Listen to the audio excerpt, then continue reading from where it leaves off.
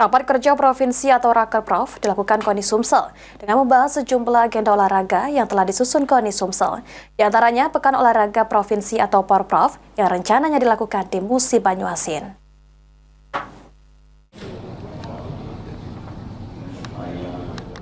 Rakerprof KONI Sumsel dihadiri oleh perwakilan KONI Pusat, yakni Wakil 1 Ketua Umum KONI Sumsel, Maijen TNI Purnawirawan Suwarno.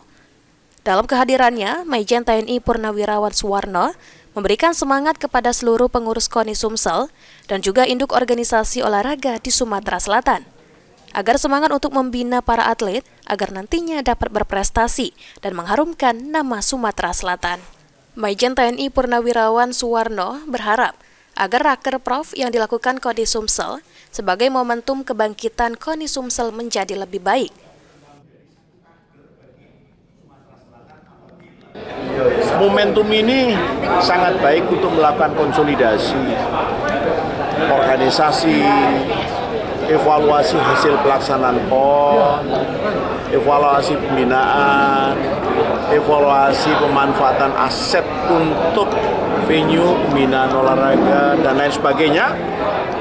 Kemudian rencana-rencana mungkin untuk optimalisasi dengan melakukan studi banding ke beberapa provinsi yang lain, saya kira ini penting. Dan dalam kesempatan ini, Wakil 1 Ketua KONI Sumsel juga mengingatkan terkait pelaksanaan Porprov Sumsel yang menjadi momen untuk menuju PON 2028.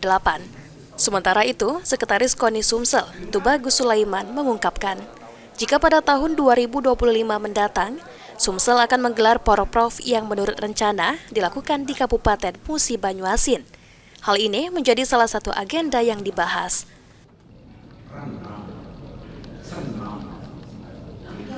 Rapat yang matang, kita mengajak teman-teman untuk bekerja agar pelaksanaan Porprov itu dapat terlaksana dengan baik. Memang sudah ada terbit SK Gubernur yang menunjuk Nuba sebagai tuan rumah, tapi tetap harus kita bicarakan di dalam rapat kerja ini untuk ditetapkan dan disahkan apakah kesiapannya sejauh mana. Nanti malam ini dari KONI Nuba akan melakukan presentasi paparan bagaimana sejauh mana kesiapan Nuba.